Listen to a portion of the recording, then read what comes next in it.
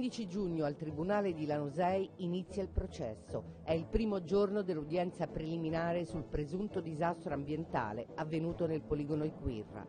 Dopo un anno e mezzo di indagini, il procuratore Fiordalisi ha chiesto 20 rinvii a giudizio.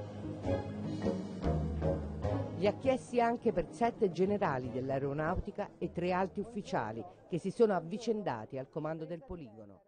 Sono venuti tutti per presentarsi parte civile, c'è la provincia di Cagliari, ci sono i paesi che convivono con il poligono e ci sono soprattutto i malati e i parenti di chi è morto di tumore. Grandi assenti la Regione Sardegna e il Ministero dell'Ambiente.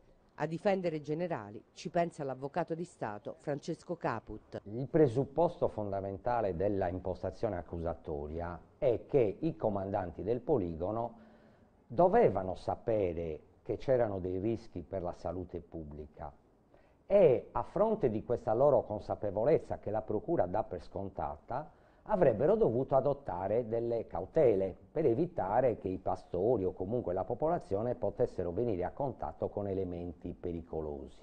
Noi riteniamo che questo presupposto non ci fosse, che cioè alla luce di tutti questi elementi i comandanti non fossero assolutamente in grado di rendersi conto che ci potesse essere un rischio. Ma da quello che ho letto, insomma, sono stati sperimentati missili di cui si sapeva la pericolosità. È possibile che i comandanti non sapessero niente, almeno della pericolosità, cioè non c'era una scheda tecnica delle armi che venivano sperimentate? C'è, però è ovvio che venivano sparate dei missili, venivano utilizzati degli armamenti che contenevano delle sostanze pericolose. Bisogna però dimostrare che i residui inquinanti di quelle sostanze utilizzate erano eccedenti rispetto al livello normale, alla soglia normale di tollerabilità per la salute pubblica. Venivano adottate tutte le misure di sicurezza che le autorità di vertice dell'amministrazione militare imponevano. Se il comandante si è attenuto scrupolosamente